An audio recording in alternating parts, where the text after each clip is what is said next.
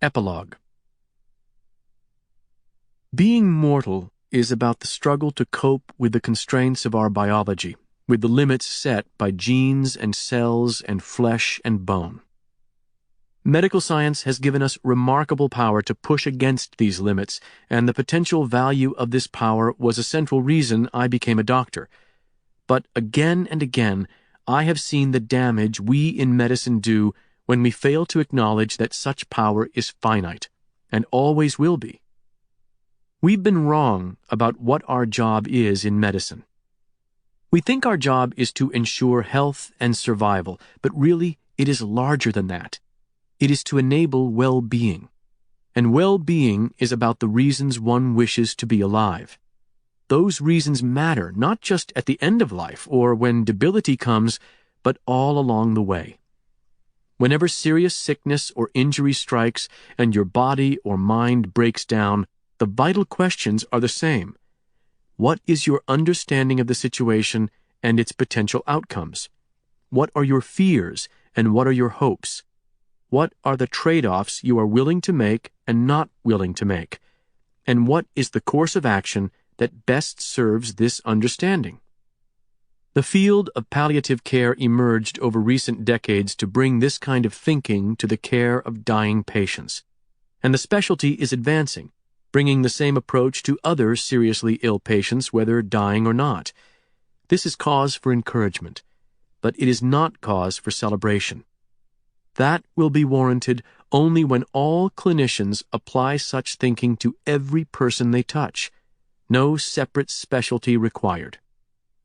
If to be human is to be limited, then the role of caring professions and institutions, from surgeons to nursing homes, ought to be aiding people in their struggle with those limits. Sometimes we can offer a cure, sometimes only a salve, sometimes not even that. But whatever we can offer, our interventions and the risks and sacrifices they entail are justified only if they serve the larger aims of a person's life. When we forget that, the suffering we inflict can be barbaric. When we remember it, the good we do can be breathtaking. I never expected that among the most meaningful experiences I'd have as a doctor, and really as a human being, would come from helping others deal with what medicine cannot do as well as what it can. But it's proved true, whether with a patient like Jewel Douglas, a friend like Peg Bachelder, or someone I loved as much as my father. My father came to his end never having to sacrifice his loyalties or who he was, and for that I am grateful. He was clear about his wishes even for after his death. He left instructions for my mother, my sister, and me.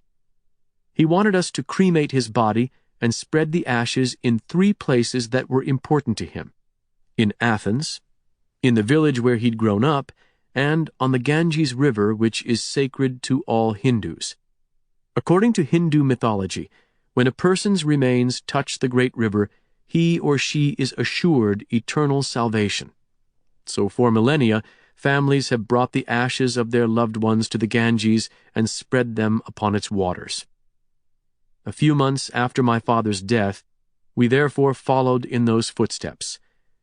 We traveled to Varanasi, the ancient city of temples on the banks of the Ganges, which dates back to the 12th century BC. Waking before the sun rose, we walked out onto the Ghats, the walls of steep steps lining the banks of the massive river. We'd secured ahead of time the services of a pandit, a holy man, and he guided us onto a small wooden boat with a rower who pulled us out onto the pre-dawn river. The air was crisp and chilly.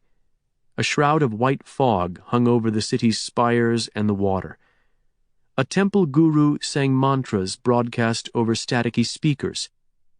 The sound drifted across the river to the early bathers with their bars of soap, the rows of washermen beating clothes on stone tablets, and a kingfisher sitting on a mooring. We passed riverbank platforms with huge stacks of wood awaiting the dozens of bodies to be cremated that day. When we'd traveled far enough out into the river and the rising sun became visible through the mist, the Pandit began to chant and sing. As the oldest male in the family, I was called upon to assist with the rituals required for my father to achieve moksha, liberation from the endless earthly cycle of death and rebirth to ascend to nirvana. The Pandit twisted a ring of twine onto the fourth finger of my right hand. He had me hold the palm-sized brass urn that contained my father's ashes and sprinkle into it herbal medicines, flowers, and morsels of food, a betel nut, rice, currants, rock crystal sugar, turmeric. He then had the other members of the family do the same. We burned incense and wafted the smoke over the ashes. The Pandit reached over the bow with a small cup and had me drink 3 tiny spoons of Ganga water. Then he told me to throw the urn's dusty contents over my right shoulder into the river, followed by the urn itself and its cap. "Don't look," he admonished me in English, and I didn't. It's hard to raise a good Hindu in small-town Ohio, no matter how much my parents tried. I was not much of a believer in the idea of gods controlling people's fates, and did not suppose that anything we were doing was going to offer my father a special place in any afterworld. The Ganges might have been sacred to one of the world's largest religions, but to me, the doctor, it was more notable as one of the world's most polluted rivers, thanks in part to all the incompletely cremated bodies that had been thrown into it. Knowing that I'd have to take those little sips of river water, I had looked up the bacterial counts on a website beforehand and premedicated myself with the appropriate antibiotics. Even so, I developed a Giardia infection, having forgotten to consider the possibility of parasites. Yet I was still intensely moved and grateful to have gotten to do my part. For one, my father had wanted it, and my mother and sister did too. Moreover, although I didn't feel my dad was anywhere in that cup and a half of gray, powdery ash, I felt that we'd connected him to something far bigger than ourselves in this place where people had been performing these rituals for so long. When I was a child, the lessons my father taught me had been about perseverance, never to accept limitations that stood in my way. As an adult, watching him in his final years, I also saw how to come to terms with limits that couldn't simply be wished away. When to shift from pushing against limits to making the best of them is not often readily apparent.